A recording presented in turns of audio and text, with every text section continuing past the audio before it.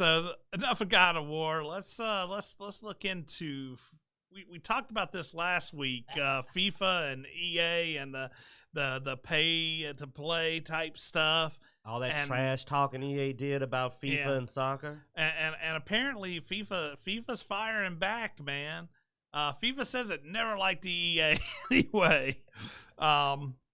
We'll see other publishers now. So apparently FIFA is looking at other publishers outside of EA to work with and to make deals with, because, you know, EA's just gone nutters with in-game purchases. So the defense is what's crazy. I mean, you knew they were going to get in trouble. Soccer fans are very devoted. This is repeated what I said last time.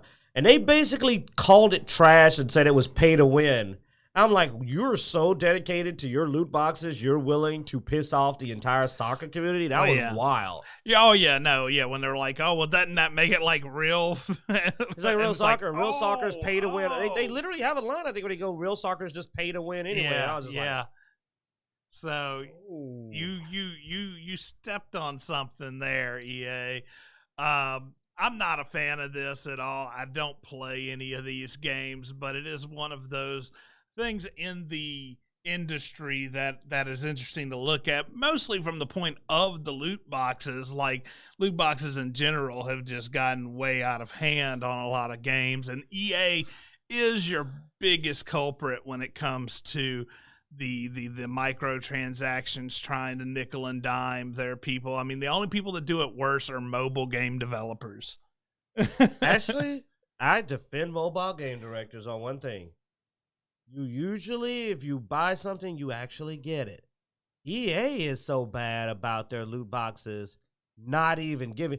I've seen mobile games where you buy a character, you get the character. Yeah, but that's the better ones. That's a small number. Okay, there may be some really bad Most mobile games are all about the boost and just the insane pay-to-win options, man. Oh, no, they're still pay-to-win, I've seen EA's mobile paid games to hope to win. Yeah. Well, no, it's still hope to win. I mean, pay to win isn't a guarantee. I mean, if you suck, you suck.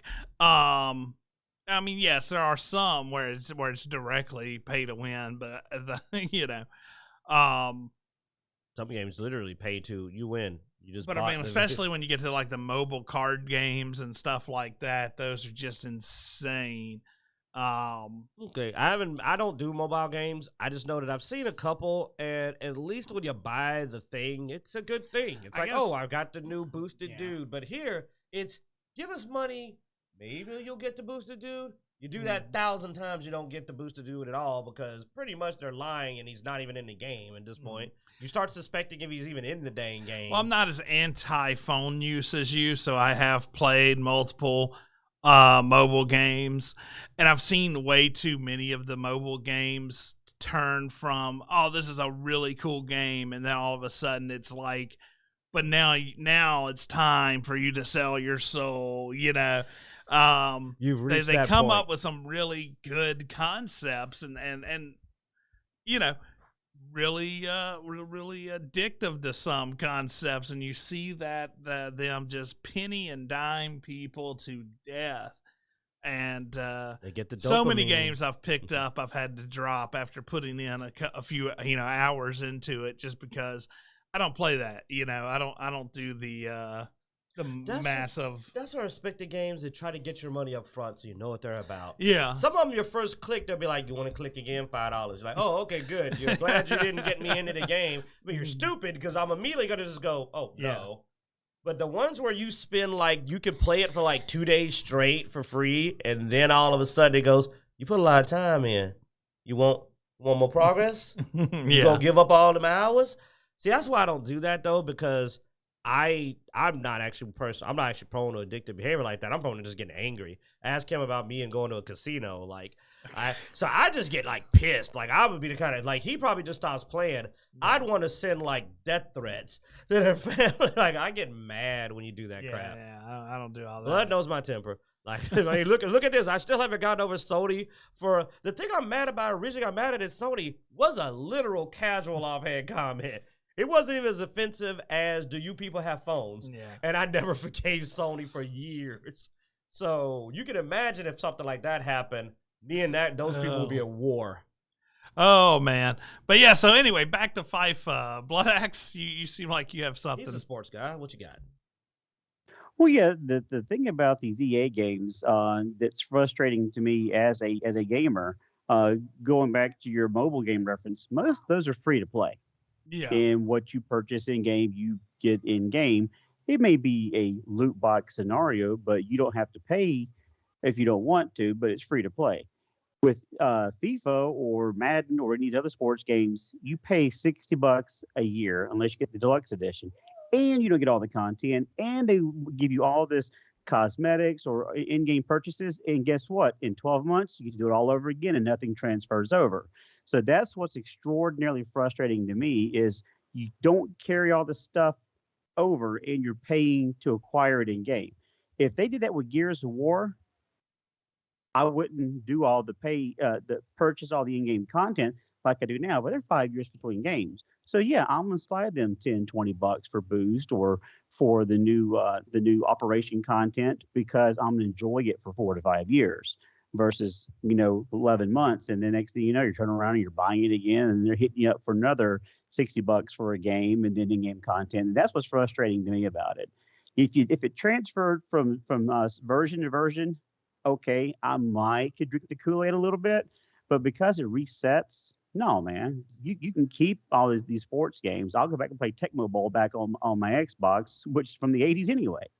That's a good point. Tecmo Bowl. That's a good point. I'd forgotten about the fact that we're spending $60, and I think EA 22, 21, I think EA 20, was also the one to first suggest the $70 yes, new they price want a tag. big push.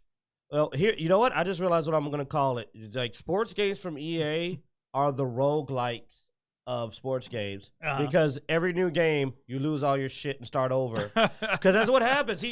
Blood Axe really hit something that I thought about. I said, you're right. Yeah. You lose everything with each new game, except you're doing this in real life. It's a real life roguelike because you're losing your money. And there's a new one every year. And sometimes they don't even redo the programming. They're just but they stopped supporting the old one. Yeah. So it's the real life version of a roguelike where you just go, but what about my $70 plus the $300 I spent?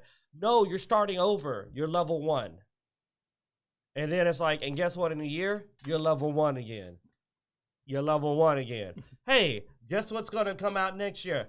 Well, actually, I don't know now. They pissed them off. But FIFA 2023 was on the plan. But no, like, good one, Blood Axe. Good catch. You're right. You get rebooted every game and all the money you spent.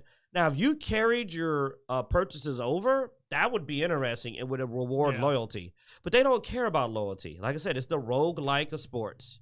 Huh. And that's pretty good, man. Good catch. I really didn't think of that. I was amazed. You see me, I was like, he's right. It's like a roguelike. I mean, I didn't put it together. I forget. Yeah, I mean, that was amazing. Every year, man. And you keep nothing. Nothing. It is a fresh start.